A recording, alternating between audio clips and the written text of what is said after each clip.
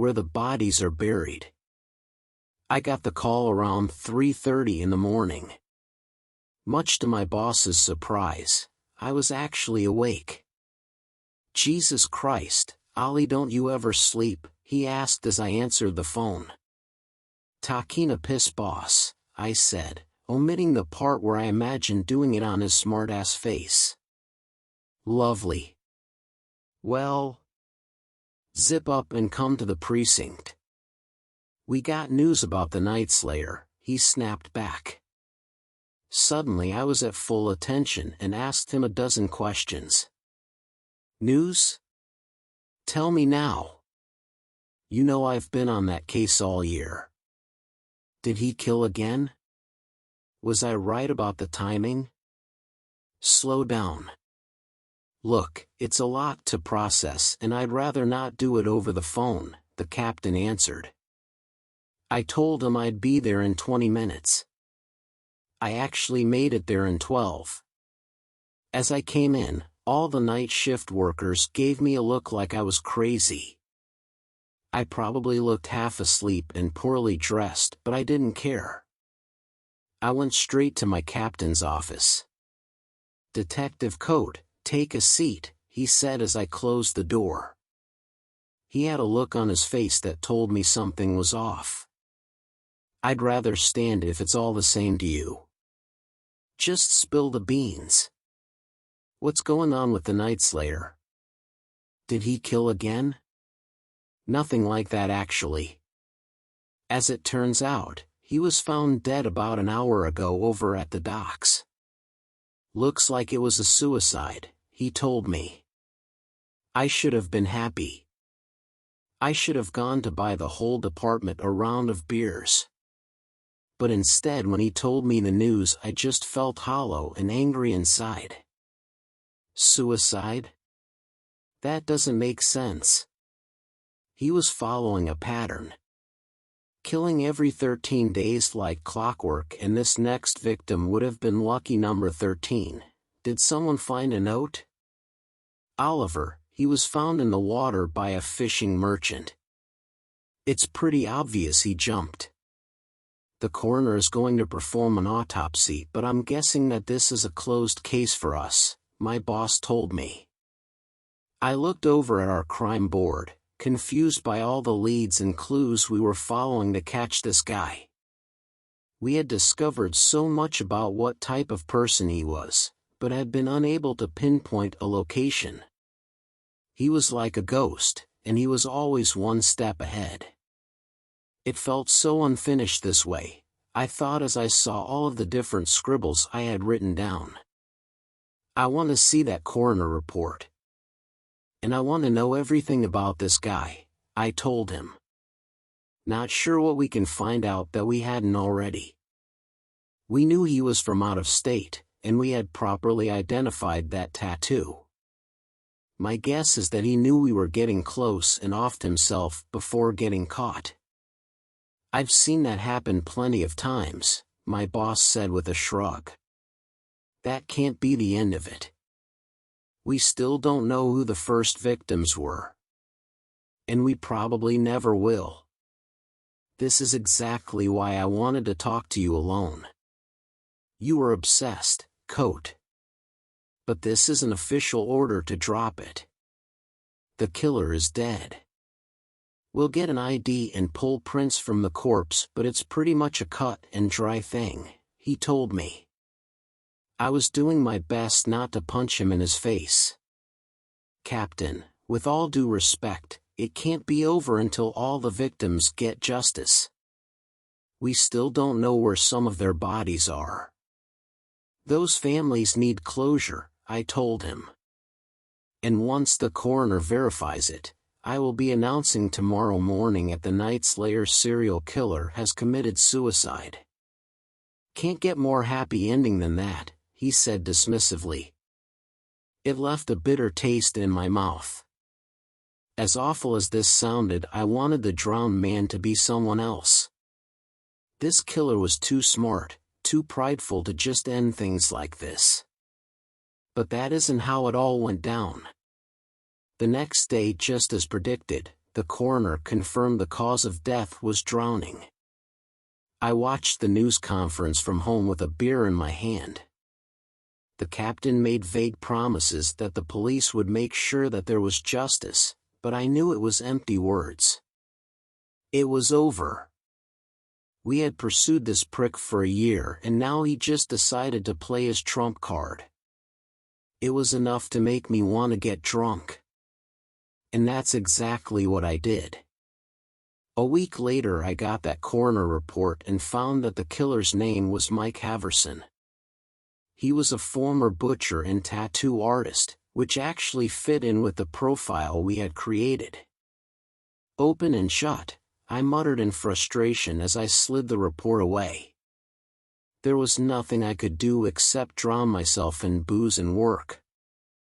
I chose the former more often than not. That sense of unresolved frustration never went away though, no matter what I did. It lingered for a little over a year. Until one day we got a call from a local hospital, a call that changed everything I thought I knew. So it turns out, Haverson had a kid.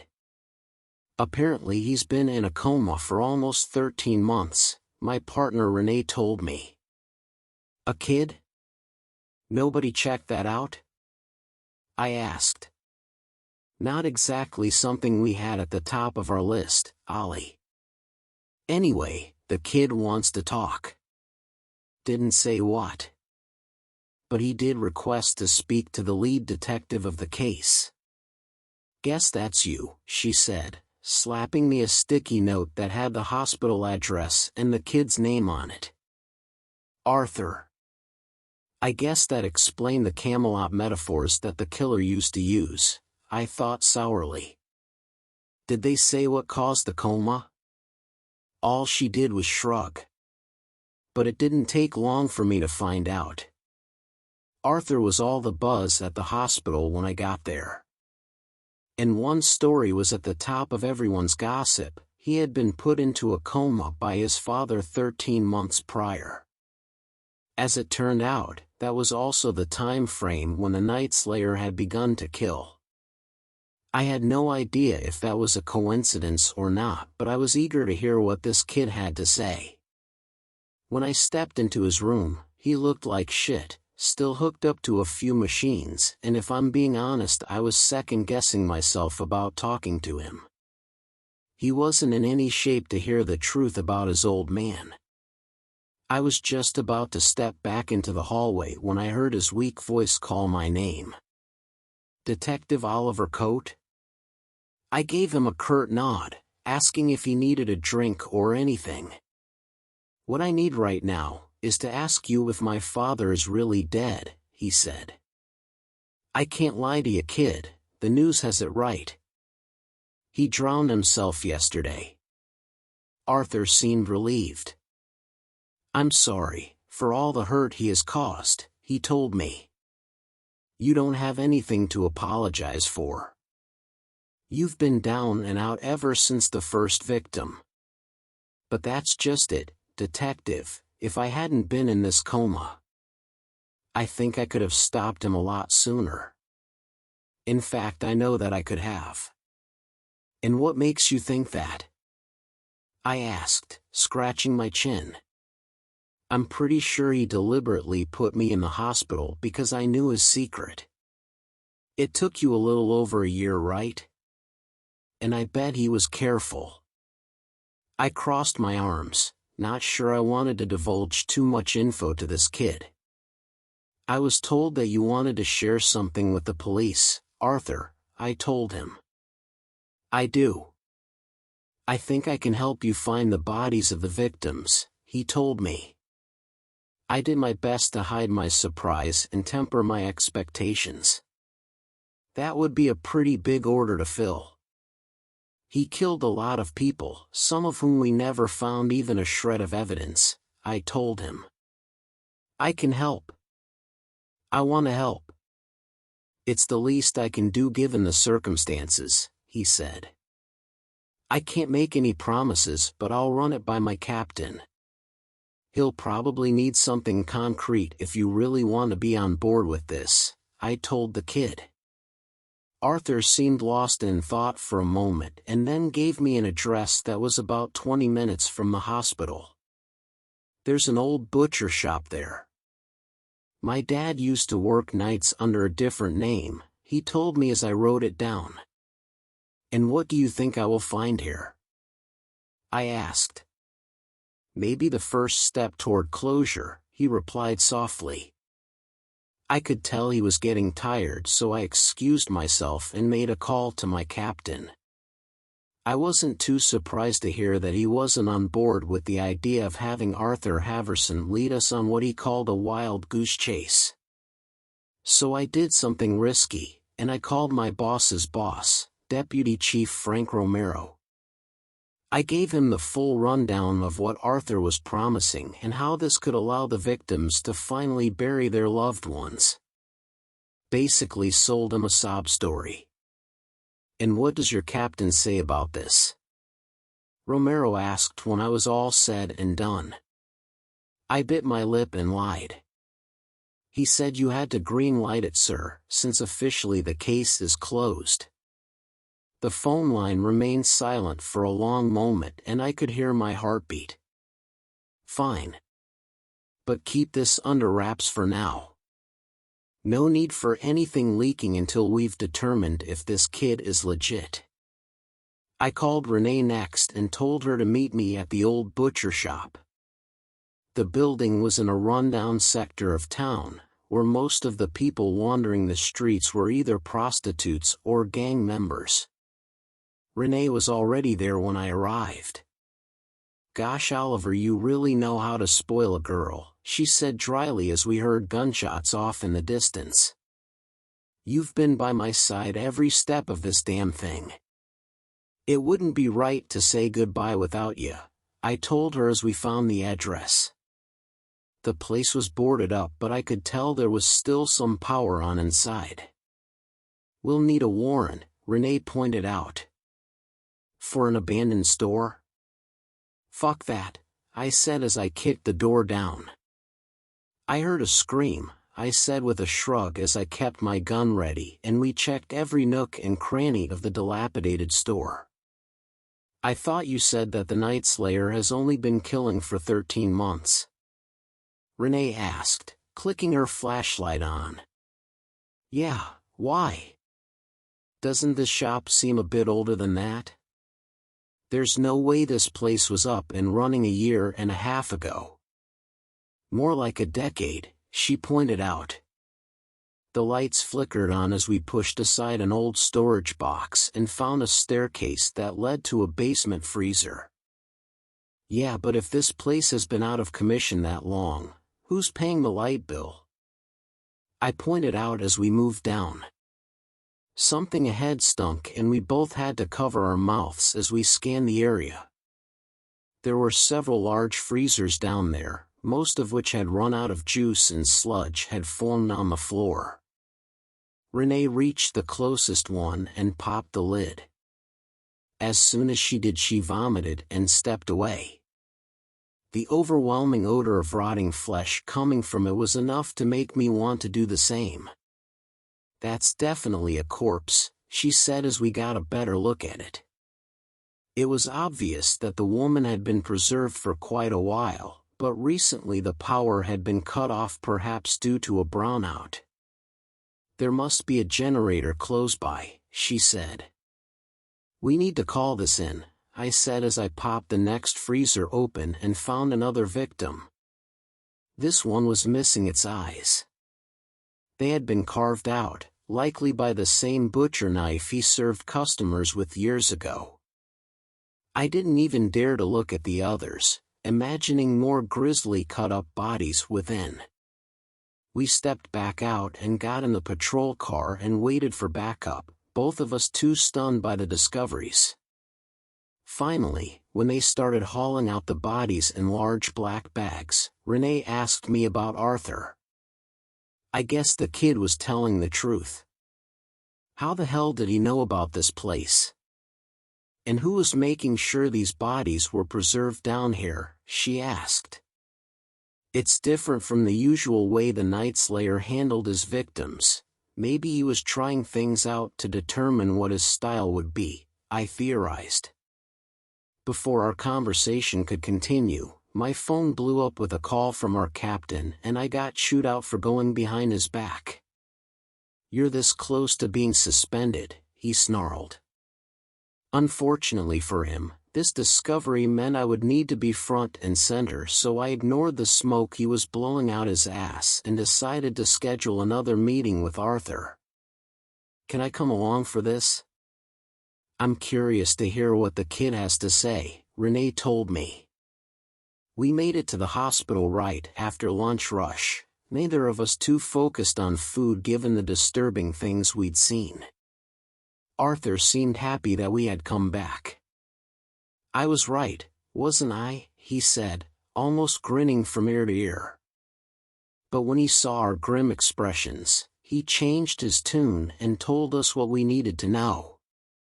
"My dad got divorced when I was young, but he kept that shop until it drove him nearly bankrupt. I told him he was tossing money down the drain, but he said it was all he had left to remember my mom by." "Your mother worked there?" Renee guessed. I never actually asked, but I did decide to go ahead and let Dad dream a little. He came to me and told me needed help to keep the business afloat, so I offered some of my trust fund money to pay the bills and rent, nothing major. That explains why the power has been on all this time. You are not 18 yet, so that money would still be under your father's control. He got you to agree to the usual transfer before putting you here, and siphoned the funds ever since," I said, astounded by the cold and calculated way his father had used him. "My mother is the one that told me I should be worried about him. She claimed that he was sending her strange gifts, and that he was stalking her. He said that he would make it so we were all a family again. But it didn't add up because I also saw him frequently hook up with women. And eventually you realized those same women were disappearing on the city streets," Renee commented. "The butcher shop is just the beginning of his rampage. I want to help more. I want to close this chapter in my life and destroy his legacy," Arthur told us. I told him we got the go-ahead from the deputy chief, and Arthur said that the next thing we would need to do would be to contact his mother and find out what his dad sent to her. "Has she not reached out to you?" Renee asked. "I don't think she's ready, and I understand that. We grew apart before I came here. I wanted to make things right between me and Dad. And I thought I could. Well, I guess my predicament proves I was wrong about that," he said with a shrug. The doctors announced that Arthur could leave any time he wanted, so we arranged to escort him to his mother's house the next morning. I was filled with anxiety and excitement, wondering how the wife of this famous serial killer would react when seeing her long-lost son. She lived nearly 23 miles out of town, almost on the state border, and didn't seem keen to sit down with Arthur, but relented when she found out we would be present. Was she thinking her son was somehow sympathetic to the psychotic tendencies of her ex-husband? When we met, I could tell she was skittish and confused about the visit. "You want to see what Bartholomew sent me?" she repeated several times before finally revealing the gifts she had gotten. Arthur wasn't kidding when he declared they were odd. Some of the gifts were quite old, like talismans that appeared to be from the Dark Ages. Others were more modern, such as a book on occultism and astral projection. None of them made sense, but all of them were disturbing. I didn't realize they might be connected to the killings until I saw the news. "You must believe me that I didn't know he had such dark desires," she pleaded. "We aren't here to accuse you of anything, but to simply get to the bottom of this," Renee said as she began to comb the books. Her facial expressions became both puzzled and frightened as she saw what was within. Was there anything in the other victims found about black magic and ritualistic killings? She asked. I hesitated to reveal key information in front of the killer's family, but knew that stating it could also lead us one step closer to a resolution. You've seen the files as much as me. The reason we called him the Night Slayer is because he used techniques that were common during witch hunts of the Dark Ages. We theorized that he was trying to send a message to authorities, but never could pinpoint more than that, I told her as she showed me the books. There were lots of notes by our killer relating to forbidden magic and spells, little of which made much sense to me, and I asked his wife what she thought of the gifts. When I first got them, I thought he was trying to make amends with me. That's what ex-lovers do, but I didn't reciprocate, and I think that angered him. I never knew he was out there killing women because I didn't show him the affection he needed. If I had just known. She soon became inconsolable, and Renee and I realized it might be time to leave them alone. Mom, I think the police could use these items to figure out what Dad was truly up to, Arthur told her. She gladly got rid of all of them. On the drive back, Arthur was silent as he read the different tomes. He went through a lot of effort to procure these. It doesn't make sense that he was so obsessed with the dark arts and then simply killed himself. What was all of this for? He muttered. I said nothing, too focused on the fact that this trip felt like a colossal waste of time.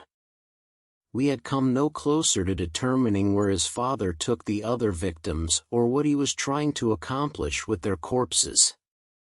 We'll contact you when we have something else, Arthur. Thanks for all your help, I told him as we dropped him off at a motel. He looked like a lost, confused puppy. Renee and I drove down the road toward a bar, and once we had a few drinks, she started talking about the kid. Must be awful for him, to be cut off from the world for so long and then suddenly be back in the heat of things. To wake up and realize that everyone has forgotten about you and you don't even have a way to rebuild? That's gotta be rough, Ollie, she said between sips.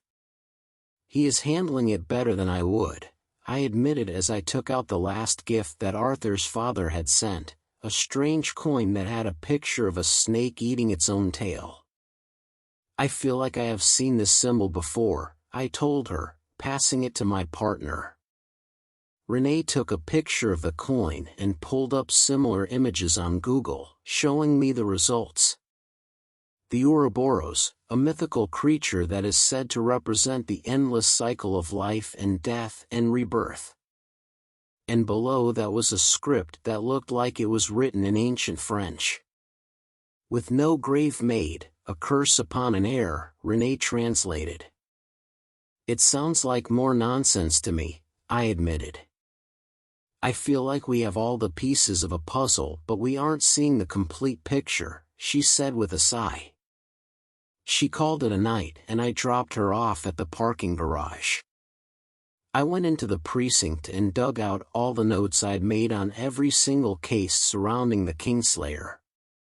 Even though the captain had taken down my bulletin board, I used my cubicle wall to make a new one, trying to tie together different aspects of the story.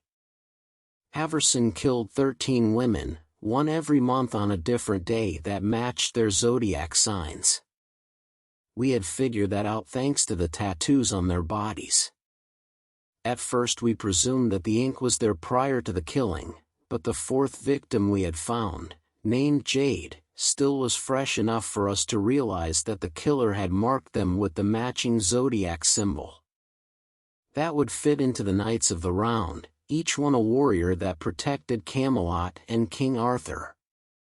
It occurred to me that it seemed like every victim was also connected in some way to Haverson's son. Either a nurse at the hospital or some sort of connection to their past at a store or apartment. Why was he killing so many people to keep them away from his comatose son?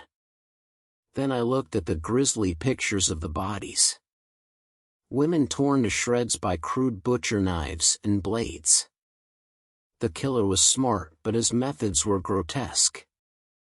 The first woman had lost her eyes.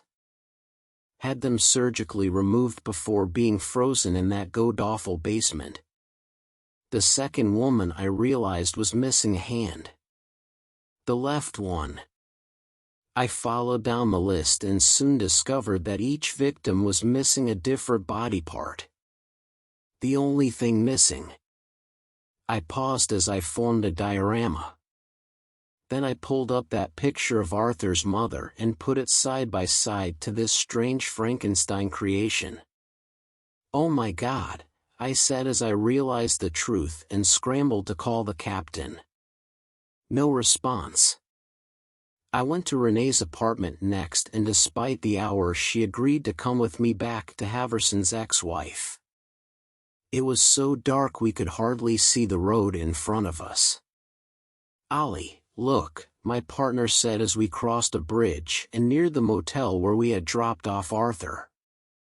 There was a vehicle in the parking lot that matched the one we had seen at his mother's house. "Why the hell would she be here?" Renee asked.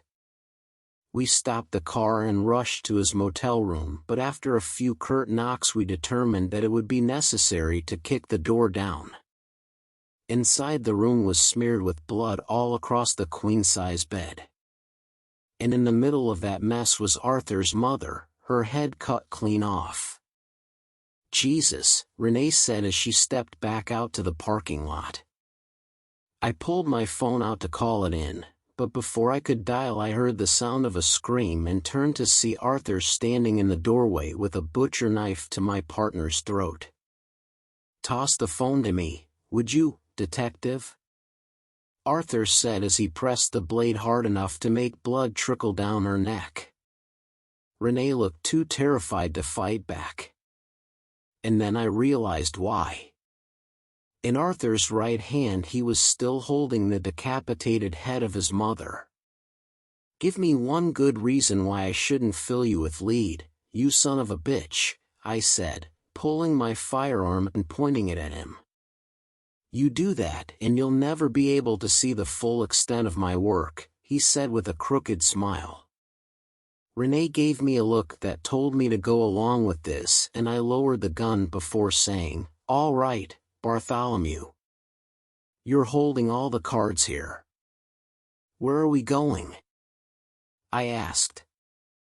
He pointed toward the car and told me to give him my gun and phone as we got in. "Are you hurt?" I asked my partner as we were forced into the trunk of the car. "Only my pride is bruised," she quipped. "Oliver, you need to stop smoking, your breath stinks," she added in the claustrophobic space. The car bumped along and I tried my best to not roll my eyes as I realized she was trying to be funny to relieve tension. "Where is he taking us?" she whispered. "Probably to wherever he has been keeping the other body parts," I said dryly. "Just a second ago, you called that kid by his dad's name. What was that about?" Renee asked. Before I could answer, the trunk popped open and we had a gun in our face again. "We're here," he announced. We were led out of the car and into a warehouse. "This is close to the docks," I realized as he closed the door to the warehouse and locked it shut. The smell of raw fish kept anyone from noticing my work, he muttered as he plopped the head down on a slab and then started up a generator. On the wall I saw all of the body parts from the other women, including the recent ones we had found from the freezers. "You broke into police evidence?" "I'm impressed," I told him. "You must have forgotten that your captain brought me over to question me about the factory. After that boring inquiry, it didn't take much to recover what I needed. Nobody was paying attention to me anyway since the news was buzzing about the discovery of the corpses," he commented as he pointed toward the sewed-together bodies that he had amalgamated. "So what do you think, detective?" Is this a fitting vessel for my future bride? He asked. Listen, Haverson, I know you used black magic or whatever to connect to your son, but whatever spell you think will work on this corpse, it's going to end badly, I warned him. Renee's jaw dropped. Holy shit. So you are Bartholomew? She asked. If you idiots had actually taken the time to read Arthur's medical records, you would have realized the hospital declared him brain dead almost a year ago. Just the way I planned it, the young man standing in front of us proclaimed. Except now you'll have to kill both of us if you want to make it out of here alive. And the police will be hot on your tail when they find your wife's body mutilated in that motel. Sorry, Haverson, but this game is almost over for you, I told him, refusing to be seen as a fool by this serial killer. Bartholomew seemed lost in thought for a long moment before raising the gun and firing point blank at Renee. Before I could even react, my partner was dead on the warehouse floor from a bullet to the skull. Now all I need to do is repeat the transfer spell and take over your body, Detective Coates. Then me and my bride can play house wherever we want with no one to interfere, he laughed. My blood was boiling. I balled up my fists and lost myself in a fit of rage. But instead of hurtling myself at the young body Bartholomew was using, I grabbed the severed head of his wife. Rushing across the warehouse floor, I tossed it out the window just as Haverson shot me in the leg. You bastard, he snarled as he realized his prize was gone. He pointed the gun at my face and taunted me. But you must realize by now that even death is just a setback for someone like me. I'm immortal now, detective, as long as I can move from body to body. And you're just a stepping stone toward that eternity. He hadn't noticed that I had grabbed Renee's badge from her body, and before he could pull the trigger again I tossed it in his face, temporarily blinding him. In that instant my hands were against his throat and I was tackling him to the ground. The gun slid away and we were wrestling. I fought with every bit of strength I had left. The young body he used was relentless, and he grabbed a butcher knife to try and finish the job. I stopped the blade with my bare hands and then slammed my head against his face. Bartholomew fell against the butcher slab and I thrust the blade into his chest, pinning him down. You think you're a god now? Some kind of resurrected messiah? I said as I pushed my weak body over to turn on the contraption. The conveyor belt sprung to life and dragged him toward the spinning blade. As his screams filled the warehouse and blood splattered across the scene, I spit on his sorry shoes. You were never even close to being trash, I shouted. When it was all said and done, nothing was left of him except those same shoes, mangled by the blade and filled with bits of his flesh and muscle. I found the cell phone and called Deputy Chief Romero to the docks. As they cleaned up the crime scene and offered Renee's badge to me, I felt sadness hit my very soul. Who would have thought that his comatose son would want to finish his legacy? My captain asked. I didn't bother going into all the strange mysticism involved in the case. Bartholomew had done a good job of fooling all of us when he became Arthur just to find his wife again. I watched as they took away the bodies of the victims, or what was left of them, my mind troubled by what this madman had attempted to do. He loved her so much he wanted to have her forever, and he thought this ritual would do that. Recreating a perfect body, he thought that he could have all to himself. I realized as I said my goodbyes to Renee, in some ways I understood his dark obsession. Love is stronger than death, and it can be the one force that makes us do terrible things, I thought. But love can also free us, and make us do what's right. Like when the Real Arthur tried to stop his father a year ago. I know Arthur and Renee will rest in peace for their good deeds. And I'm confident there's a special place in hell for killers like Bartholomew Haverson. The end. Next story. My neighbor is trying to ruin my life. Maybe they're your soulmate.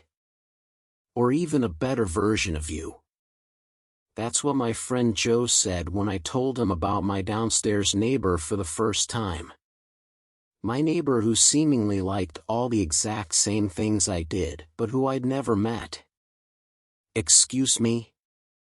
Better, Elle laughed. He didn't elaborate, only grinned as a response, and then suggested we knock on their door. I met Joe through some other friends a year ago. After we realized that we lived on the same street, we started hanging out more often. I'd moved to town a couple of years ago, right after college, for a marketing job I was lucky to get. Both of our jobs were mostly remote now, so we'd meet for coffee breaks or even work together at my place some days. This made him a witness to all the madness I would be going through, which I was truly grateful for because I'm quite sure that any outside person would have thought I was going insane. Hell, for a while I even thought I was going insane. It all started with music. I lived on the 5th floor of an apartment building. The way the building was designed, there were 2 apartments on each floor, and from the outside each floor looked pretty much the same. Except for shoes in front of the door or individual welcome mats, and stuff like that. We didn't have an elevator, so I'd cross all the apartments on my way up and down. I started noticing the apartment right underneath mine when the tenant happened to listen to the same song I had been listening to before I made my way outside. I even ran back upstairs to my apartment because I thought I'd left my speaker on, but I hadn't. It was coming from the place downstairs. Funny coincidence, not more. The following day, though, it happened again. This time it was a not particularly well-known artist, but, you know, Shazam exists. Maybe my neighbor and I had similar tastes. However, when this kept happening for days, I started thinking that it was a passive-aggressive way to tell me my music was too loud. I started using headphones, and there was no more music coming from the neighbor. But that doesn't mean it ended there, it simply switched to movies or series. I would walk by that apartment and hear the same things that I'd been watching earlier that day. Even the exact same episodes of shows. And even though I had really lowered the volume. About a week after it all started, Joe and I were working at my place. That's when I told him about the music and the shows. He suggested we knock on the door to see who this person was. I didn't see neighbors often in the hallway in general, but this particular one was a real mystery.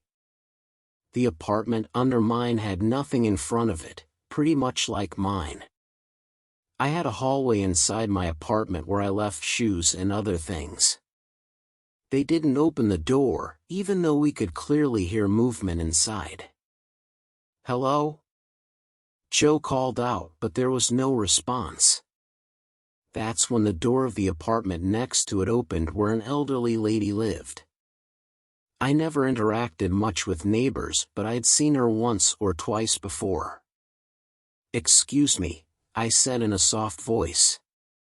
"Do you know who lives here?" I pointed to the other door. She looked at me for a while and then shrugged. "I believe it's a young woman, moved in very recently." "Why?" "Oh, I think my package was accidentally delivered to her," I lied. "Maybe try again later, she doesn't seem to leave her home very often, poor thing." The lady smiled and started walking down the stairs. We didn't try again later. This girl seemed to be an introvert and I didn't want to bug her. So she liked the same stuff as me or copied me. It was kind of funny. Like she was following my recommendations. However, every day it seemed to grow slightly stranger. It went from media to food. I started smelling the same things I was cooking coming from her apartment. I know that scents can travel, but it was so strong right in front of her door, there was no way it was coming from my place. That was still fine. Even though I have no idea when or how she got the groceries. I was home most days too, and I'd started peeking out of my apartment every time I heard a door close shut. Our building was pretty poorly soundproofed. But every time, it was only the old lady who might have started thinking that I was stalking her. The coincidences stopped being funny when one day I walked by and smelled my perfume. It was one that my mother had gifted me. She got it from a place where you can mix together your own choice of scents. Not only was it really unique, but I also hadn't used it in months. There was no way she could have just copied it. I told some other friends about it as well, and everyone agreed that it was creepy. This woman didn't just have the same taste as me, she was stalking me. I decided that I didn't want to hang around at home all day anymore, right above her where she could listen to everything I did. I realized that if she heard my shows on such low volume, she probably also heard phone calls I made or conversations I had with friends who came over. So I started going back to the office more often, just to get away during the day. I was sick of feeling observed. For a few days, that was fine. I hardly noticed anything from the mystery neighbor anymore. That is until I came home from work one day and my key wouldn't fit inside my door. I called the landlord. Luckily, he didn't live far away and came over shortly after. His face was all puffy and red from walking up the stairs, and he clearly wasn't happy that he had to come. So what seems to be the problem? He grunted, slightly out of breath. Even the old lady mastered the stairs better than him. Like I said, my key doesn't fit the lock, I said and demonstrated it. He quickly grabbed the key from my hand. Let me see. Keys don't just stop working, you must have broken off a piece or something. Well, is there a way to fix this? He sighed and inspected the key further. Then he looked at me and started squinting his eyes. Wait a second, are you sure you're on the right floor? I laughed. Yes, I'm pretty sure I know where I live. He rolled his eyes and started walking off with my key in hand, down the stairs. I followed him but stopped on the last step when I saw that he had just opened the door to the apartment one floor below mine. That's impossible, I whispered. Look, love, I know that these floors all look similar, but you should be able to count, yes? I didn't respond, still frozen on that step. Next time, check where you were before you call, got it? He shook his head and started walking away, leaving my key inside the open door. He was already a floor down when I heard him whisper, "Fucking hate new tenants." I was sure I had walked to the right floor, but I was tired. Maybe I kept walking without thinking. Embarrassed, I finally started moving and went inside the apartment. However, when I turned on the lights, I knew that I hadn't made a mistake. This was not my home. But somebody tried to make it look like it was. When you step inside my real apartment, you get through a small hallway. All I have in it are a chair and a little closet for shoes and coats. This place had that too, but the closet and chair were made out of cardboard. It felt like I was going through an out-of-body experience.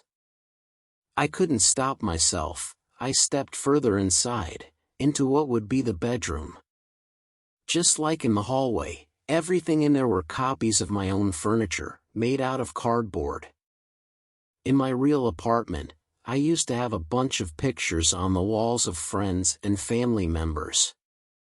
Here I saw exact copies drawn by hand, all leaving out the faces of the people.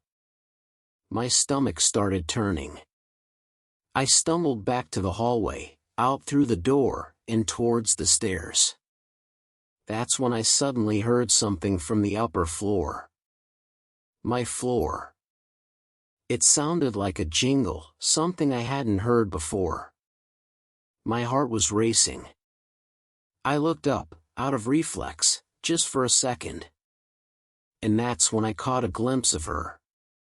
She had her arms over the railing, but her face was hidden. Then, only for a moment, she looked up and hid again. It was uncanny. This woman had my hair and was dressed in my clothes. Even her face resembled mine, it was only slightly off. As if she'd tried to copy it but didn't get it quite right. I opened my mouth but couldn't speak. A surge of anger filled me. I wanted to jump up there, grab her by her hair, and push her down the stairs. I can't even explain where that came from. I usually wasn't exactly hostile. But something was stopping my body from moving. I kept standing there until she looked up again. Our eyes met and the anger turned into fear. It's difficult to describe the feeling I had when she looked at me. Everything inside of me just turned dark, and I became nauseous and dizzy. She opened her mouth, but just like with mine, no words came out.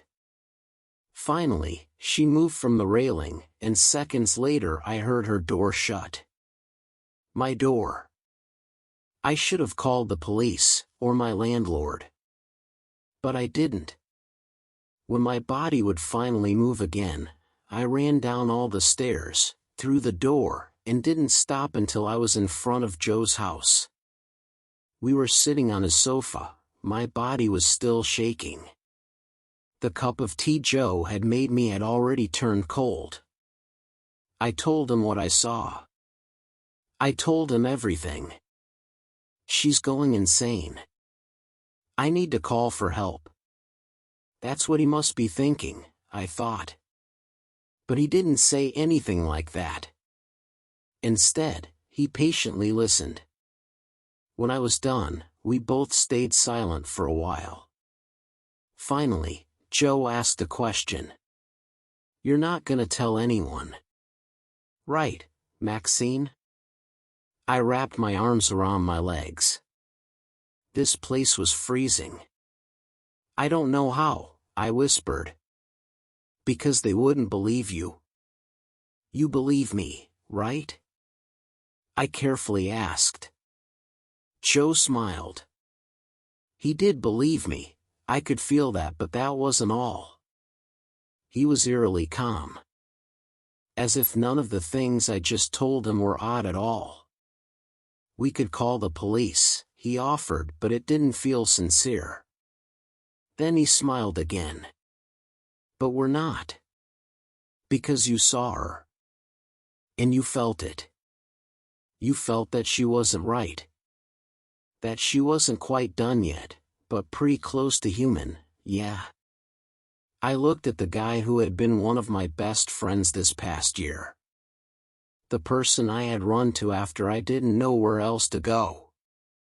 I swallowed. "Don't worry," Joe continued. "Some need time to adjust. It took me a little bit, but now I feel absolutely, perfectly real." My breathing became slower, and his eyes were fixated on mine. Dun dun doo doo dun. The strange sound pulled me away from this trance I'd fallen into. The same sound I had heard coming from my doppelganger. This time it was coming from Joe's phone. He got up to pick it up, and I used that moment to jump up and run towards the door. He grabbed my arm just before I could and said one more thing. "She is the better version of you." Then he let me go. He didn't follow. I didn't tell anyone about what had happened. Joe didn't say it that specifically, but I knew what he had meant. Telling anyone wouldn't do any good, it might only harm more people. I moved back to my parents. In the beginning, they asked a lot of questions, but they've given up now. All they know is that something traumatic must have happened to me. Slowly, I am coming back to my senses. I know that I didn't imagine any of that, but there are still so many questions that I can't answer. Like, why would they want my life, and what are they going to do with it? I also keep wondering if there's a real Joe still walking around somewhere or if he got rid of him. The other thing is that I keep hearing that jingle. The other day I swore I heard it in the supermarket, later a kid played it from their phone, and then I heard it on the television. This isn't just about me, and I can't stop wondering who else around me has been replaced. The end. Final story. Nobody warned us about the scarecrow before we moved here. My parents decided to move to this town on a whim. There is no better explanation. They were fed up with the high prices of rent in the city. In Sutton they could afford a whole house with 3 bedrooms. I had my own room, they had theirs, and we even had an extra room for guests that would never come. My parents didn't know that then though. The town was cute enough, at first. Small center with shops and a marketplace. We also quickly realized that the people here loved all sorts of community activities, fruit and vegetable contests, a celebration for each season, and regular town meetings. Everything they could think of to distract themselves from what was wrong with the town. I wasn't happy with the decision to move at first, but budged when I saw how happy it made my parents. Besides, I only had 1 year of school left and was already planning to move away for college. We couldn't have known that I never would. We moved here on the 1st of October, 1 year ago, and were quickly welcomed by most of our neighbors. The first ones were the Millers who lived right next door to us. Mr. and Mrs. Miller came over with a huge wooden basket filled with all kinds of baked goods and massive smiles on their faces that never seemed to disappear. We were busy unpacking the boxes in our living room when they knocked on our door. Mom went to open it while Dad and I listened to the voices. "Oh, what a wonderful decision you made by buying this house," we heard the woman say. "And at the most perfect time as well. We saw that you have a daughter. She looks about the age of our Ethan. Oh, maybe you can tell her about all the fun a young person can have in Sutton." The father spoke faster than a normal person should. Mom didn't get a single word in. "Yes, wouldn't that be wonderful? The 3 of you should come to dinner sometime. We would love to introduce you to our town," the mother continued. "Have you met Harry yet?" Slowly, Dad got up and walked towards the door. "Oh, you must be the husband, hello." My parents were city people. I could tell they were already overwhelmed by the warmth of the people and couldn't help but grin. When the Millers left, we started snacking on all the goods they brought, but were interrupted every couple of minutes by new neighbors bringing more stuff. After the last ones, my dad closed the door and sighed. The 3 of us looked at each other for a moment and then started laughing. "This will take a lot of adjustment," my mom giggled. "But it could be worse, right?" "Well, at least we didn't have to worry about lunch or dinner today," I added. We had a bunch of casseroles, pies, and salads. Everyone brought us something. "They are a little peculiar but nice, I guess," Dad said. "I'm sure we'll get used to it. And a bunch of parents are already planning friendships between you and their kids, Avery. You're already so popular," he joked. "Yeah, maybe I can become Harry's friend." "Oh yes, what was that about?" my mom asked. They all talked about this hairy person, but nobody ever told us who he actually is. Maybe the mayor? Due to the fall holidays, I would wait to start school. I also wasn't planning on growing friendships here. I had my friends at home after all. So I spent those days with my parents. The next day I went to the grocery store with my mom so we could stock up on everything we didn't have yet. We walked to the town center, which only took us 10 minutes to the store one of our neighbors recommended. I expected a real grocery store, but it was more like this tiny kiosk with only the most essentials. They had no name brands and were mostly stocked with vegetables and dairy items. The woman behind the register gave us a big smile. Wonderful choice of items you made here. You know, everything we sell is produced locally. Oh, that's nice, my mother said. Yes, it is, isn't it? Even stuff like toilet paper? I asked. Well, no, not everything. But almost everything. We do not rely on the outside much, and we don't need to. Harry wouldn't like that, she whispered in that last sentence. Mom and I exchanged a curious look. Yes, well, who exactly is this Harry? We keep hearing that name and dash. Mom stopped speaking when she saw the face of the woman change completely. She'd lost all color. You will learn soon enough. But hopefully not too soon. Just remember, we all stick together here. This confused us even more, but the woman wouldn't answer any more of our questions. Instead, she tried distracting us with all sorts of information about the upcoming fall festival. I wish she would have been right and that we would have had more time. But as it happened, I saw Harry that night. My parents had already gone to bed. The street was so quiet that you could have heard a pin drop outside. I was in my room, watching a show when I heard footsteps. If you can call them that. It sounded more like someone dragging themselves over the floor. I walked over to the window but couldn't see much at first.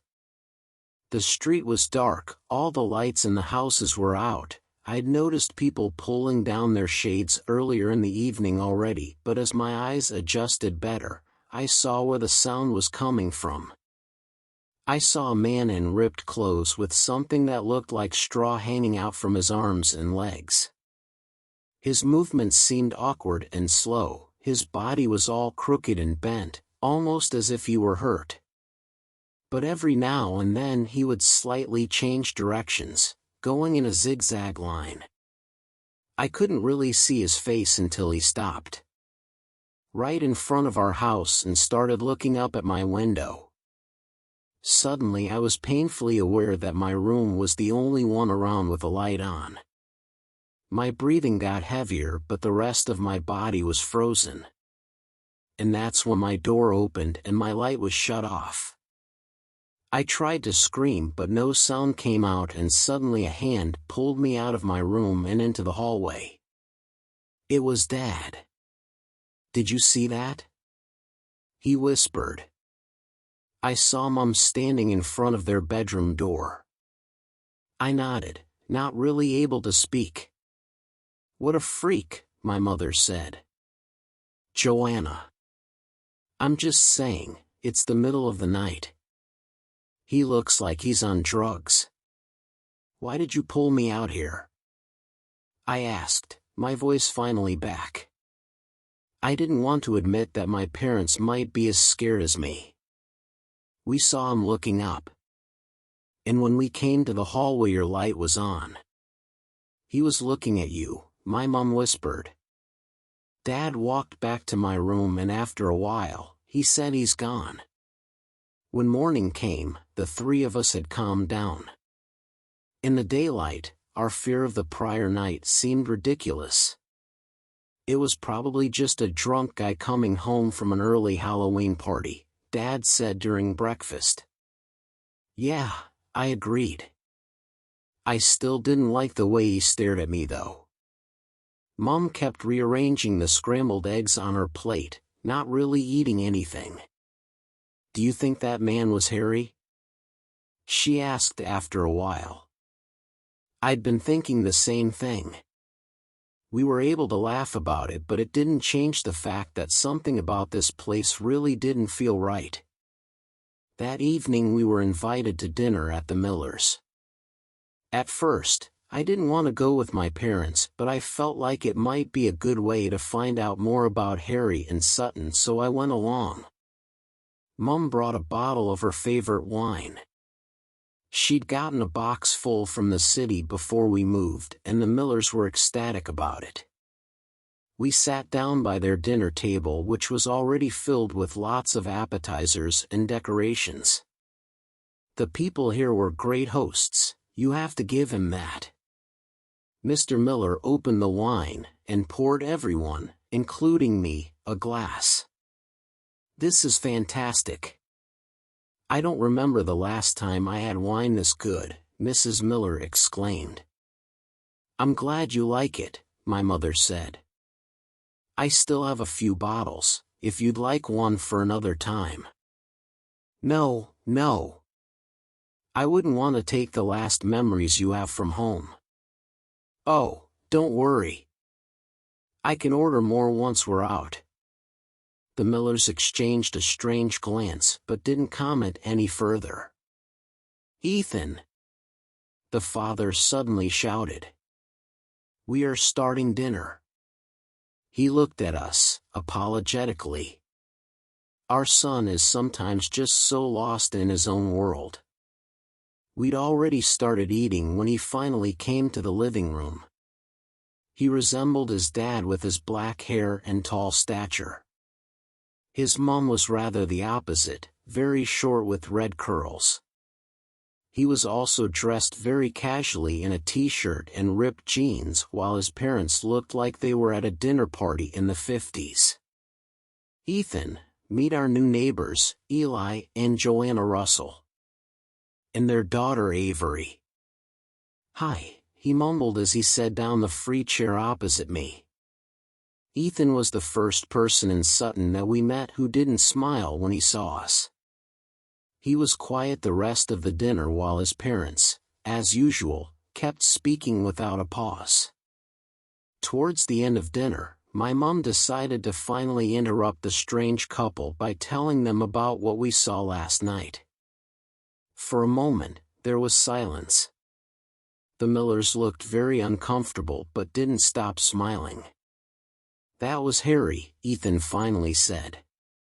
That's what I thought, but we really don't understand this. Does this happen more often? Does Harry have some kind of psychological problem? My mother bluntly asked. Mrs. Miller shushed her. Sorry, Joanna. That was rude of me. She looked around the room. It's just, we don't talk badly about Harry. Oh, I wasn't trying to. The man was staring at our daughter at night. We were just a bit concerned, that's all. We don't want you to feel uncomfortable. Everyone here is so happy that you moved to Sutton, Mr. Miller chimed in. It's just not simple to explain who Harry is. Has he ever harmed anyone here? Dad asked. Again, silence. The dinner ended quickly and awkwardly after that. We left with more questions than answers. The following day, my mom suggested we take a little day trip so we could explore nearby towns and maybe find a place with a decent grocery store. None of us admitted it, but I think that all of us were kind of creeped out and just wanted to get away for a bit. The neighbors here were open and friendly at first glance, but something was really wrong with them. I could see the regret in my parents' faces. We didn't belong here. We packed a few essentials and got in the car. We drove for 5 hours until we finally gave up. That's when we realized that there was no way of leaving Sutton. The GPS was all wrong, streets came to dead ends. We tried to drive away the same way we came, but it almost seemed like those roads were gone. The three of us felt as if we had lost our minds. Finally, we came to a long road and figured it would lead us out. The road was empty, we hadn't seen any houses for at least half an hour. There was nothing but fields. Dad pushed the gas harder and we finally were able to breathe properly again. Until we saw something on the road. From this distance, we couldn't recognize what it was, but as we got closer we realized it was a person and they were slowly walking towards our direction. We came to a sudden halt right in front of him. I immediately recognized the shredded clothes and the straw. Everything about him looked fake, except for his face. A human face with thick eyebrows and thin lips. We stood there for a moment as he dragged his body towards our car. Mom locked the doors. He opened his mouth, but no words came out. Then he reached his arm towards my mother's door. That's when Dad went back in reverse. When we were far enough away, he turned the car. We were almost out of gas, but still somehow made it back to our new house. When we got back, I saw Ethan sitting on their front porch with a book. My parents didn't want me to go over, but I convinced them that it was fine. They decided they would knock on some neighbors' doors to find out how to get out of town. Tried to leave, huh? He said as I approached. I nodded. He gave me a half smile that felt genuine. What is going on here? I tried to hide the panic in my voice. You fell into the trap. Once you move to Sutton, you stay here for good. The only escape is death. I swallowed. That's ridiculous. He shrugged. Doesn't make it less true. We came here before, to look at the house. We left after that. That was before you actually lived here. Now it's too late. A million thoughts raced through my mind, but I realized there was no use denying what he was saying. We had just driven for hours through a tiny town. I knew that he was right, even if it felt wrong. So instead, I turned to anger. Then why the fuck did no one warn us? He got up from the porch and came closer. Because they are all insane. After the man who lived in your house died, they were just so happy to get new residents. New neighbors. They can't leave, so they try everything to get at least a little change. A little glimpse into the outside. It will probably happen to you and your parents as well soon enough. My mother cried the entire evening. My father went from reasoning to anger to silence to apologizing. We tried calling and texting people from the outside, but every time we are trapped would turn into we are so happy. This is hell would change into you should move here as well. The next few days continued the same. We tried to leave a few more times. By car, by foot, with bikes. While we didn't meet Harry again, we also didn't find our way out.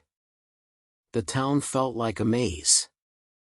Slowly, weeks passed and insanity turned into everyday life.